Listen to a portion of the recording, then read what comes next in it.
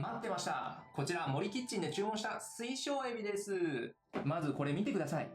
皮が透き通っていて、中のエビまで見えてきますよね。これは絶対美味しいやつです。では、いただきます。まずこちらの餃子のタレをつけて食べます。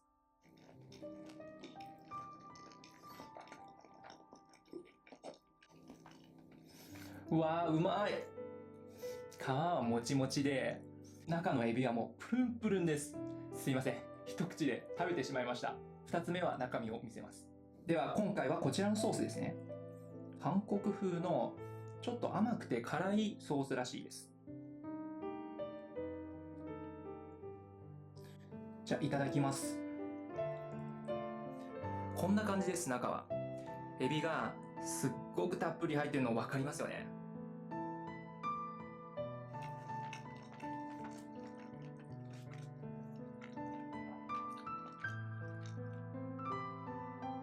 黒酢と唐辛子が入っているソースを試していきます。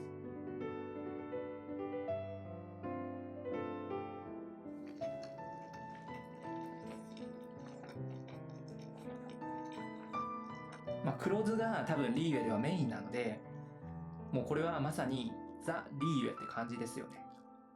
うわぁ、今日もたくさん食べたな。モーリーさん、ごちそうさまでした。また来ます。